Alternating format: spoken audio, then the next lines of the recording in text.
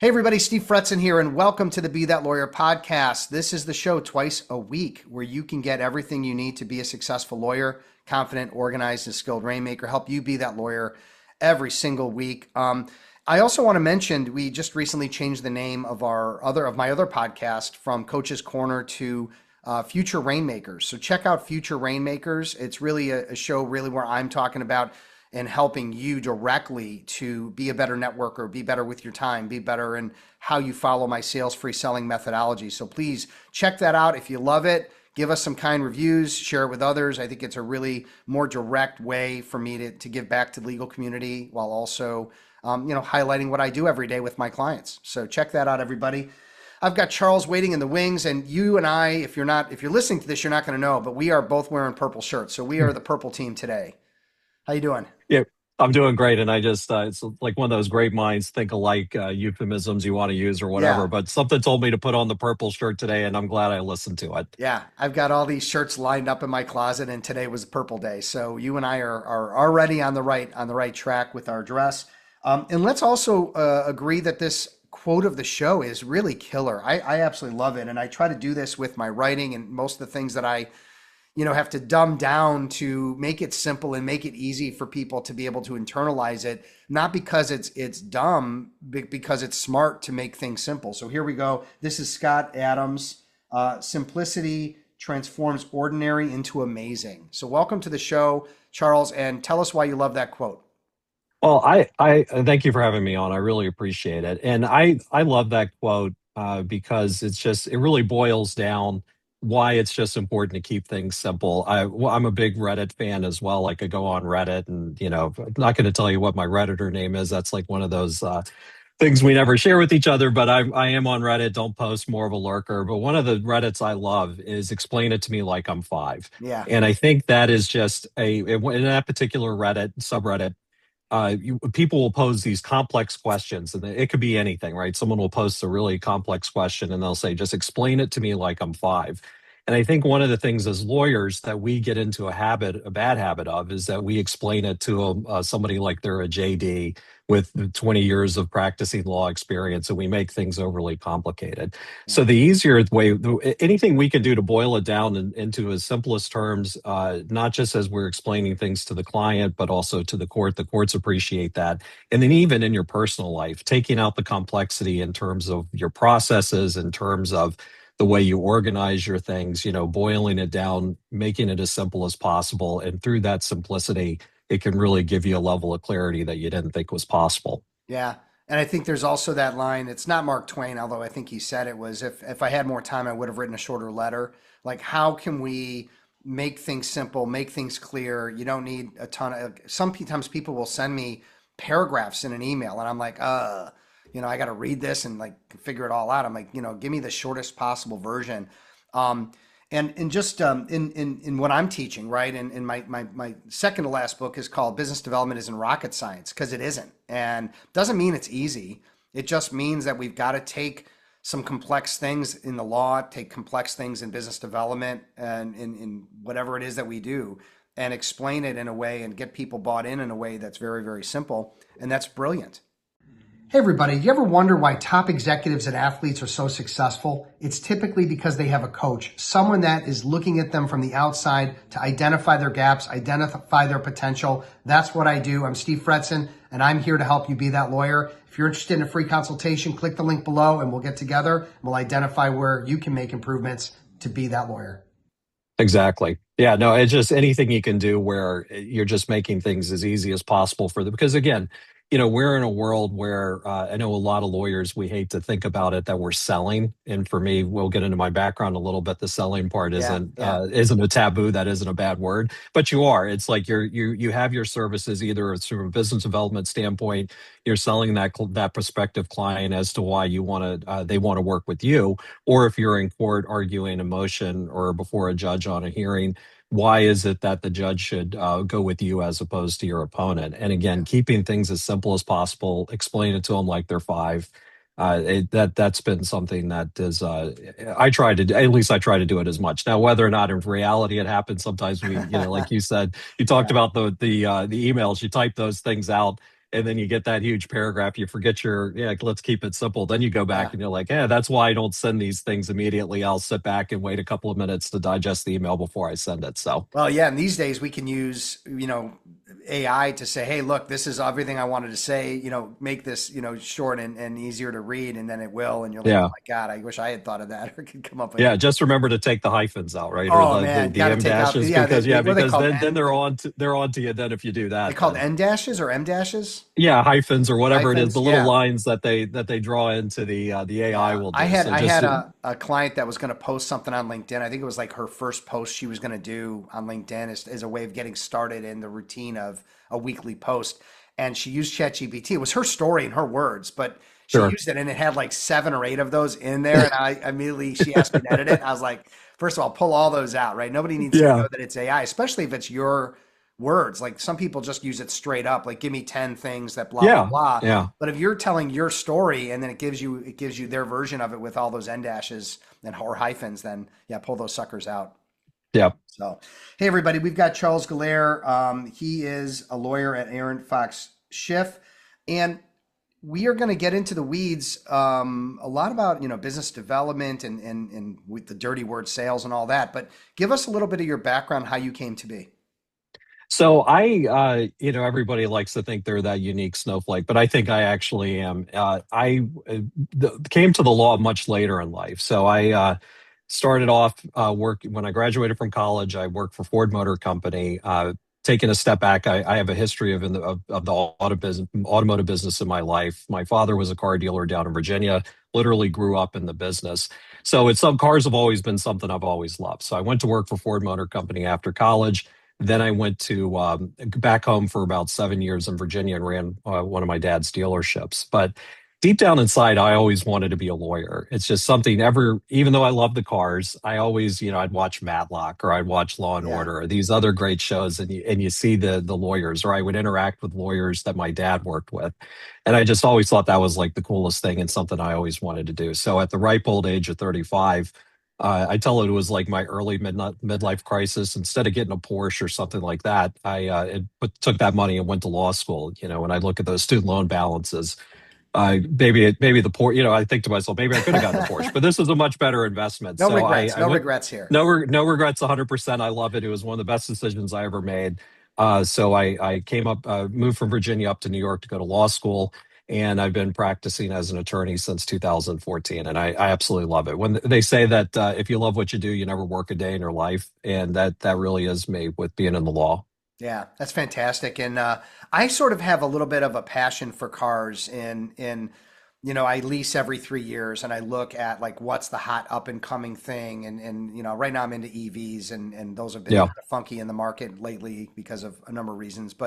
Um, but I think that gives you such an interesting background because I think when people think of the two worst like TV characters, it's going to be the ambulance chasing lawyer and the car salesman, the used car salesman. Yeah. Right? Those are the It, two we talk about, like the stigma of oh sales. yeah. Like those are the two that stand out as like, ugh, gross.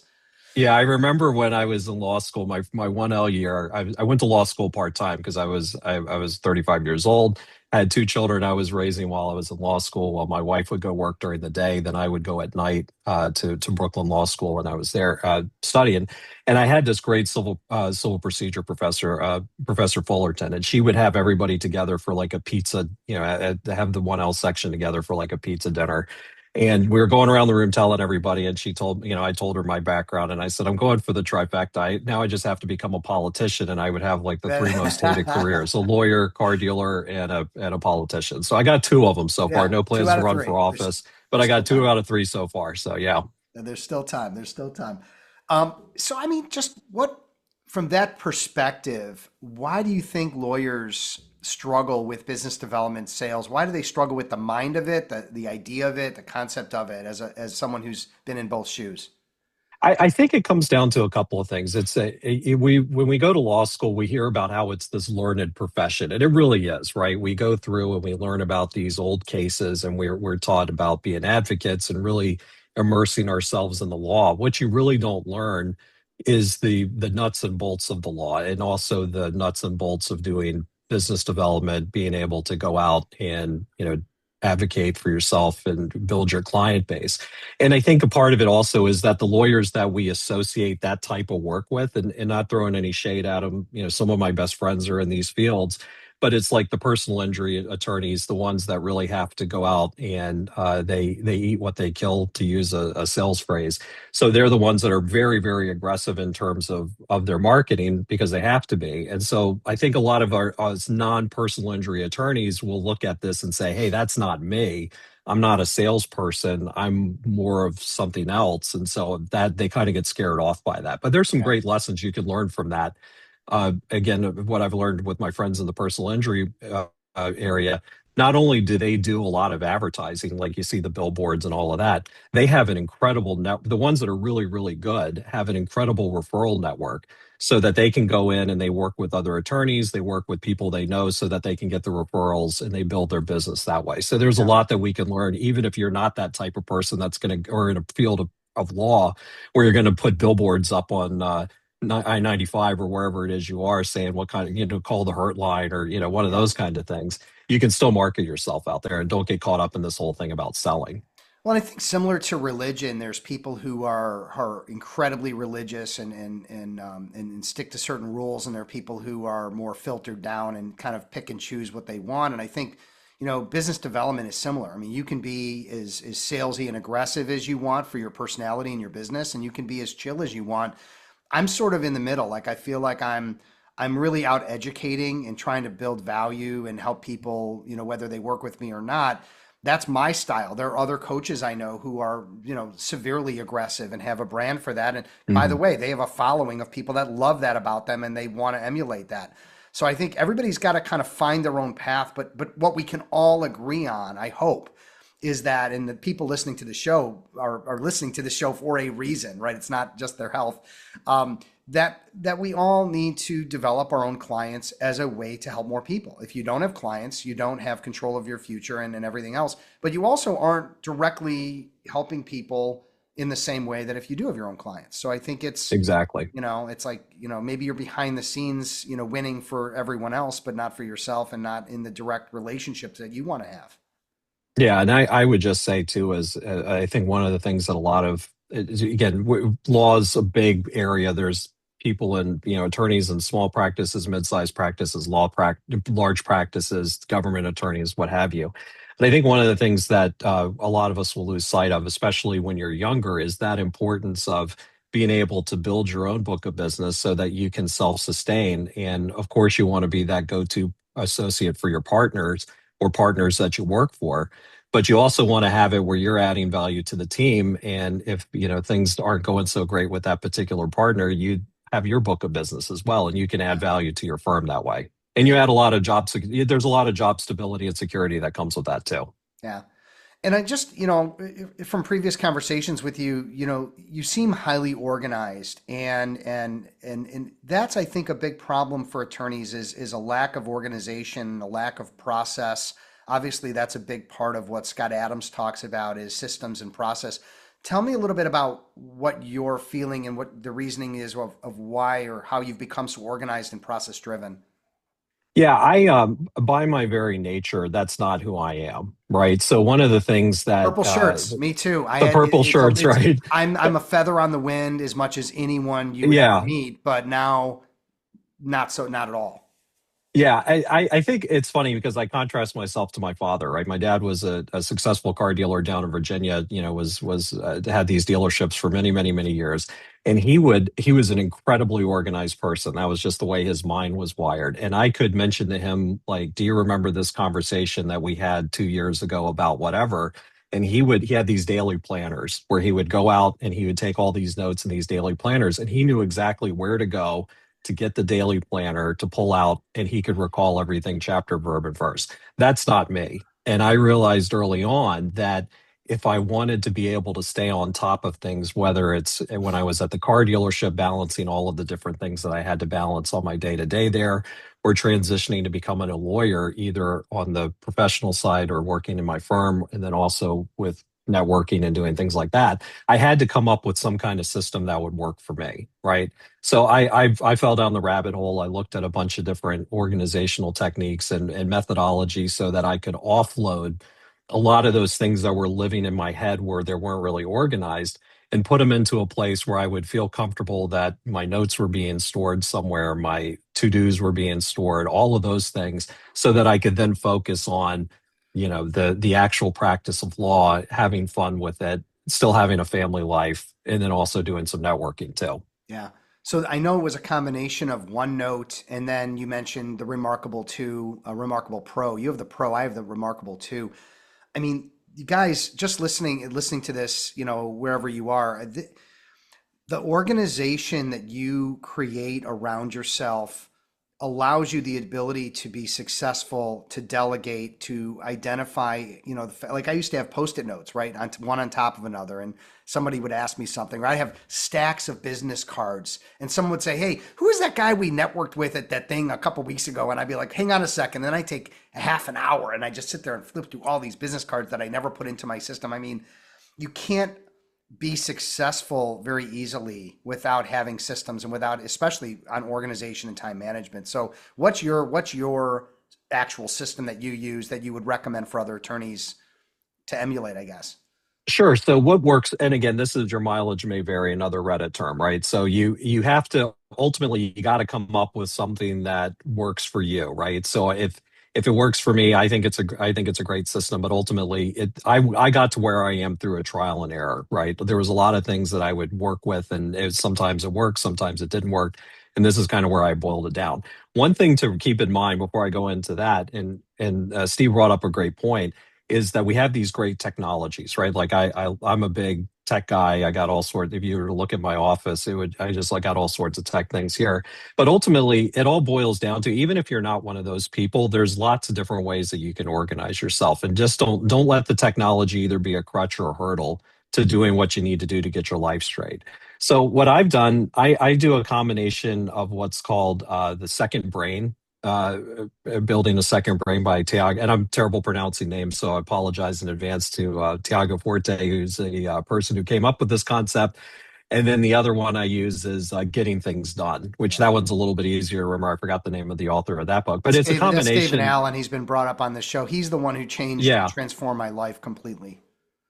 yeah, he did that with me. And just for those at home that aren't familiar with these systems, is basically with the second brain is you're creating a filing system or an organization system so that those to-dos, like your court filings or dates in your contract, that you like your due diligence expiration dates, you're coming up with a way to organize these tasks and put them somewhere so that you can then reference them easily, and you're not storing them all in your head. And with Getting Things Done, it's you're organizing your tasks by what's the next step that you have to do, right? So you would create, like, if you have a case that you're filing, what's the very next step to move that case forward? So it's maybe doing legal research or whatever. You're tracking that, you're coming up with deadlines. And again, that's really even critical, regardless if you're a person just managing yourself or you're managing multiple people, because as you advance as an associate, go on to different levels of your organization, you'll have other attorneys that are answering to you or paralegals that are answering to you. They're looking to you for guidance. So it's very important to be able to know, like, who you're delegating what to, being able to follow up with those people so that you're not running around the day of the filing saying, "Hey, where's this brief?" And then you're looking at it for the very first time that afternoon. Yeah. And you think about things like, you know, just how we keep track of information about people. So I have, this podcast is associated with my Remarkable too. So, whether it's the questions I'm going to ask, it's the intro, it's tracking the time on when you said something that I want to then put into a video, how we're going to wrap it up, like just making sure that everything is in line. And then the conversation we had to set this up is recorded. The conversation we're going to have afterward is recorded. Everything is filed under your name, Charles. So anytime you and I are going to talk, two kids, and you're into, New York, whatever, Virginia, dealerships, whatever it might be that we have in common, Porsches, it's all there. And I think lawyers don't realize how important it is to keep track of all that and have things easily searchable. Like you mentioned in your Remarkable Pro, like you can put PDFs and information from other things into that file along with the other things. Like I run a provisors group, and I take the PDF of the agenda, put it in my Remarkable 2. I can write on top of it, take notes on it. I mean, these are not inexpensive tools, but they're absolutely critical tools. And what I would say is like, is a brain surgeon going to worry about the price of a scalpel if it's going to make the brain surgery more effective? Yeah, I think they're going to go with the highest end scalpel. And we taking notes and writing things and having notebooks and paper everywhere, it's really not the future of how people need to keep organized. Yeah, and then that really goes into when I was debating going to law school, right? Because I had a great life down in Virginia. I was running a dealership. Things were going very well. It was a great job where I loved working with my dad. That was one of the best times of my life, being able to, as if you're in a family business, that's sometimes, that's something not everybody gets to experience. But Yeah. for me, it was a wonderful experience. But one of the things, and I forgot who mentioned this to me, but somebody said it to me and it stuck with me, is that you don't go wrong investing in yourself, right?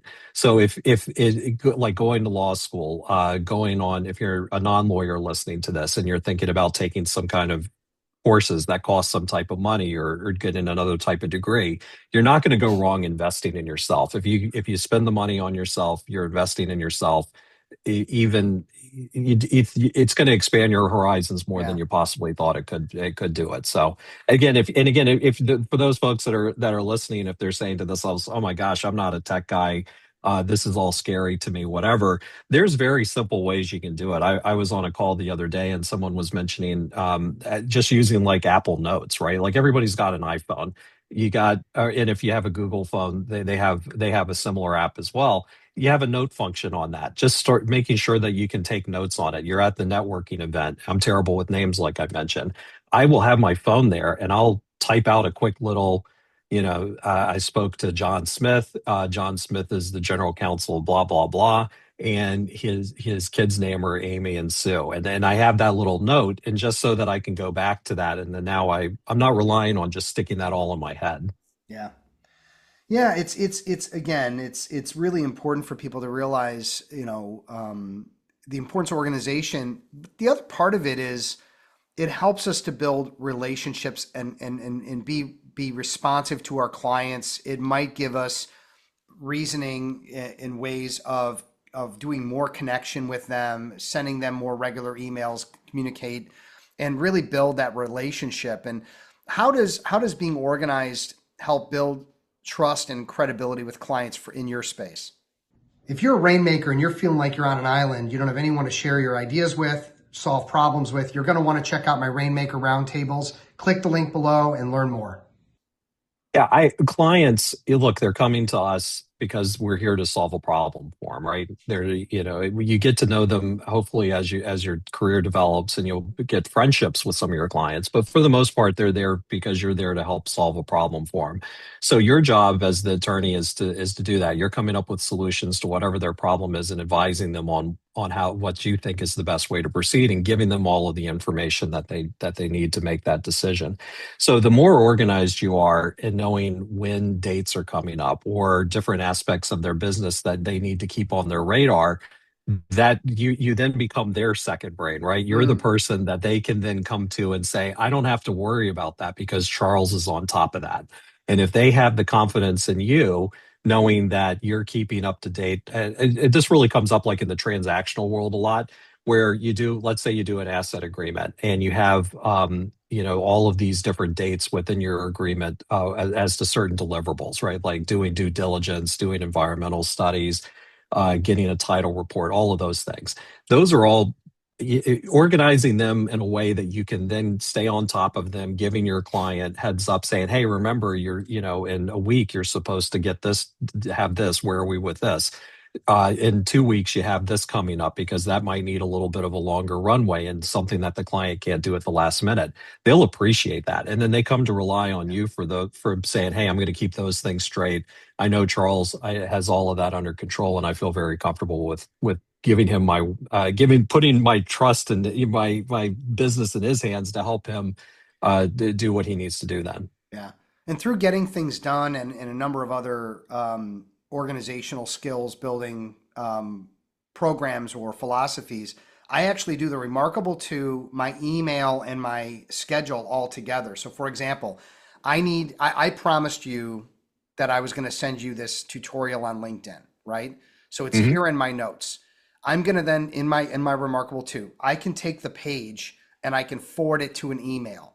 Okay, so now I've got an email. The email is going to act as a task of something that I need to get done. Well, I clear out all of my emails at the end of every day. I am at a zero inbox every day, but I'm not gonna. But I need to send you the email, the LinkedIn tutorials, which I'll do. So great, I'll send it off to you. Then that email becomes viewed and handled, and it's off my plate. I know that I've done it. It took me 2 minutes to do.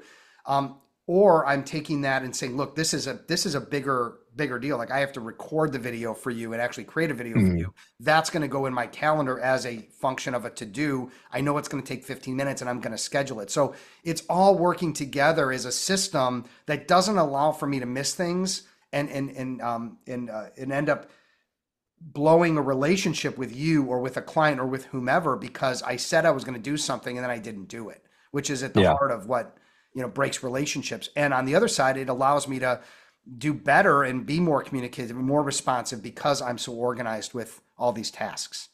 Yeah, and I think, and on top of that, it also gives you your life back because what happens is when you're not worrying about all of these different dates Yeah, and deliverables and all this stuff floating around in your head, those are the things that you wake up at three yeah, o'clock in the morning with a cold sweat saying, "Hey, did I blow this deadline? Did I forget to send Steve totally. this email that I was going to do?" So once Yeah, as you work those processes out and you get comfortable with them, you find that you end up having a lot more time to do the networking, do the other things that you need to do because you have those other things are being handled and you know they're being handled. yeah. Put your head on the pillow, knowing that you completed everything. You've nothing weighing on you is something I didn't have. I mean, I was feeling the pressure of the world and the pressure of being a young entrepreneur at 34 years old. And until I got organized with the zero inbox and not having stacks of crap everywhere and really organized with when something comes in, what to do and how to manage it, delegate all that, that's like this massive weight. And so one of the books I send when I start with a new client, I send them all my books and David Allen's Getting Things Done. It's a part of the package because I figure, if they take the time to read it and exercise it, and we do work on that as a group, as a class, and all that, that they're going to buy into it and get cooking with it because that was such a game changer for me. So let me ask Yeah. you this, yeah, Charles, final thoughts. Um, yeah, look, it's like we have a lot going on in our lives. Everybody's very busy. We have a lot of things as lawyers that we're really stressed about and that we have to keep on top of. But again, anything you can do to make your life easier, to go through and invest in yourself, invest in your processes, getting things nailed down so that you feel that comfort level returning back. You're putting your head down on the pillow and you're sleeping for 8 hours or 7 hours or whatever it is, and you're not waking up in the cold sweat. Your time is well worth it. And again, that just investing in yourself, going through and learning those different things about what works for you and implementing them. And again, it's not just a one size fits all things. It's not a hey, I'm going to do this and my life's going to automatically be better. It's you're working it. It's like exercising. It's like playing golf. It's like whatever Yeah. it is that Needs to takes some become a habit, talent. needs to become part Yeah, of it becomes part of your life you need then. to internalize a system and then you're able to use it over and over again. I think when we do that, we feel good, right? When we have, Yeah, I think that's exactly. that's a part of what Scott Adams says in his book, How to Fail at Almost Everything and Still Win Big, is systems are what save us from the stress and save us from, the winging it, whether it's a sales free selling system, whether it's an organizational system, a networking system, an actual software that helps you with how you practice the law and communicate. Hmm. All fantastic. Hey man, let me ask you this. It isn't always perfect, right? What's Yeah. Charles's big mistake? So this happened pre-law, and when I was back running the dealership, I had a situation with an employee come up, and won't get into too much of the details because there's different things like that. But I took something personal, right? There was something that happened, and I took it personal because it turned into a lawsuit, and I learned one thing that you can do everything right. You can do everything that you think is right, but then something still can happen, right? Because that's just the way it works. And, in this particular case, it was over a client or a customer. You think you're doing everything right for the customer. You're bending over backwards for it, and you still get sued. And I'm a video gamer myself too. Like I'm like my nerd alerts are going off. I talked about Reddit. Now I'm going to talk about video games. And I didn't know the term for it back then, but it's don't tilt, right? If you're playing video like a multiplayer game and you get angry, you tilt, then all of a sudden now your game you're going to lose, right? So I've learned that you don't take things personally. Sometimes you can do everything that you possibly think that you're doing right, and still something unfortunate happens. You get sued or whatever it is. Don't get negative about it. Don't take it personal. Don't tilt. Learn what you can from the experience and move on. And that's all you can do. And the tilt comes from pinball machines, right? Oh yeah, yeah. That's you shake it and then the ball If you goes all shake, over if the you place, shake, right? the whole point is they didn't want people, breaking or messing up the pinball machine, so they set it up as don't tilt, so that if you aggressively move the pinball machine too much, it will put you on tilt and your game ends. And Yeah. that's how they got that going. But I mean great. It's a great point. Hey, everybody, if you're a PI firm and you want to really grow the number of leads that you're getting inbound, check out Rankings.io. There's a soft and subtle way to talk about our sponsors of the show. If you're a woman and you want to hear great, and you're in the practice of law and you want to hear great advice from professionals around the world, check out Law Her with Sonia Palmer. And of course, LegalVerse. If you're international in scope or you want to learn more about what's going on internationally in the practice of law, check out legalversemedia.com. Charles, people want to get in touch with you. They want to figure out, they want to send you work for dealership stuff because that's your Always love specialty. that. Yeah. Right. We What are love your that. digits? So How do they get in touch with you? phone number is 212-484-3900. That's my direct line to our New York office. And then luckily I have a very Google friendly name. So if you Google me, you'll get my contact information. That's what my kids are impressed with that. They can go online and they Google me and they're shocked that I come up. That's But it. yeah, you can reach out to me. I'm at Aaron Fox Chef. Fantastic. Well, thanks for being on the show and for sharing your wisdom. And I think the lawyers listening hopefully got a lot out of this, because the organization and how you manage your time directly impacts your ability to build business. It immediately impacts your ability to be successful, because how do you free up time and how do you get to do the things like speaking, writing, social media, networking, and all the actions that help you build your law practice if you're not organized? It's very challenging. So thank you, Charles. I appreciate you coming on Steve, to our thank you show. very much. I really appreciate it too. Thank you. Thanks for wearing purple. This way we can be Yeah. purple buddies forever. I can assure everybody we didn't plan this. It was So not unplanned, everybody's like, yeah, right. But no, seriously, for real. Now, you knew it would be planned if I had the Jordan background too. There you So go. but There you no, go. this was just a happenstance, but good fortune. Good fortune. All right. Thank you. And thank you, everybody, for hanging out with Charles and I for the last 30 minutes, helping you to be that lawyer, confident, organized, and a skilled rainmaker. Take care, everybody. Be well, be safe. Check out Future Rainmakers. I know you're going to love it. Take care. Be well. Bye. Thank you. Are you ever curious what's really holding you back in business development? Sometimes it's hard to see the label from the inside of the bottle. I'm Steve Fretzin, and I can help you grow your book of business. Get a 30-minute free consultation with me. We'll identify gaps, identify your potential, and let's take it to the next level so you can be that lawyer. Click the link below for a free consultation.